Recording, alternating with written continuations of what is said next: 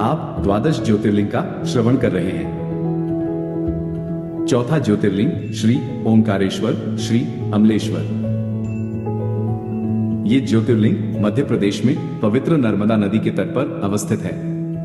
इस स्थान पर नर्मदा के दो धाराओं में विभक्त हो जाने से बीच में एक टापू सा बन गया है। इस टापू को मांधाता पर्वत या शिवपुरी कहते हैं। नदी की एक धारा इस पर्वत के उत्तर और दूसरी दक्षिण होकर बहती है। दक्षिण वाली धारा ही मुख्य धारा मानी जाती है। इसी मांधाता पर्वत पर श्री ओंकारेश्वर ज्योतिर्लिंग का मंदिर स्थित है। पूर्व काल में महाराज मांधाता ने इसी पर्वत पर अपनी तपस्या से भगवान शिव को प्रसन्न किया था। इसी से इस पर्वत को मांधाता पर्वत कहा जाने लगा। इस ज्योतिर्लिंग मंदिर के भीतर 2 कोठरियों से होकर जाना पड़ता है। भीतर अंधेरा रहने के कारण यहाँ निरंतर प्रकाश जलता रहता है। ओंकारेश्वर लिंग मनुष्य निर्मित नहीं है, स्वयं प्रकृति ने इसका निर्माण किया है। इसके चारों ओर हमेशा जल भरा रहता है।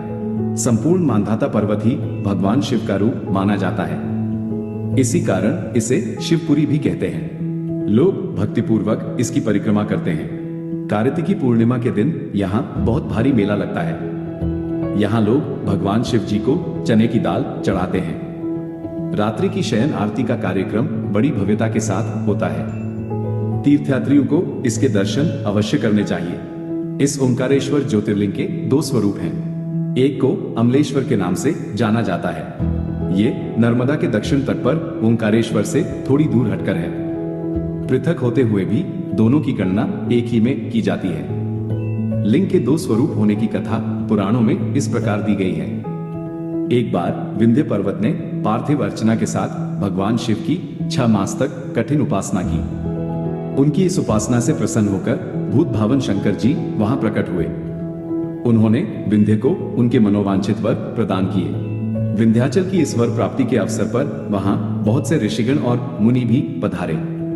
उनकी प्रार्थना पर शिव जी ने अपने ओंकारेश्वर नामक लिंग के 2 भाग किए। एक का नाम ओंकारेश्वर और दूसरे का अमलेश्वर पड़ा। दोनों लिंगों का स्थान और मंदिर पृथक होते भी दोनों की सत्ता और स्वरूप एक ही माना गया है। शिव पुराण में इस ज्योतिर्लिंग की महिमा का विस्तार से वर्णन किया गया है। श्री ओंकारेश्वर और श्री अमलेश्वर के दर्शन का पुण्य बताते हुए नर्मदा स्नान के पावन फल का भी वर्णन किया गया है। प्रत्येक मनुष्य को इस क्षेत्र की यात्रा अवश्य ही करनी चाहिए। लौकिक पारलौकिक दोनों प्रकार के उत्तम फलों की प्राप्ति भगवान ओंकारेश्वर की कृपा से सहज ही हो जाती है। धर्म, अर्थ, काम, मोक्ष के सभी साधन उसके लिए सहज ही सुलभ हो जाते हैं। अंततः उसे लोकेश्वर महादेव भगवान शिव के परम धाम की प्राप्ति भी हो जाती है। भगवान शिव तो भक्तों पर अकारण ही कृपा करने वाले हैं। वह अवढ़र दानी है। फिर जो लोग यहाँ आकर उनके दर्शन करते हैं, उनके सौभाग्य के विषय में कहना ही क्या है। उनके लिए तो सभी प्रकार के उत्तम पुण्य मार्ग सदा सदा के लिए खुल जाते हैं।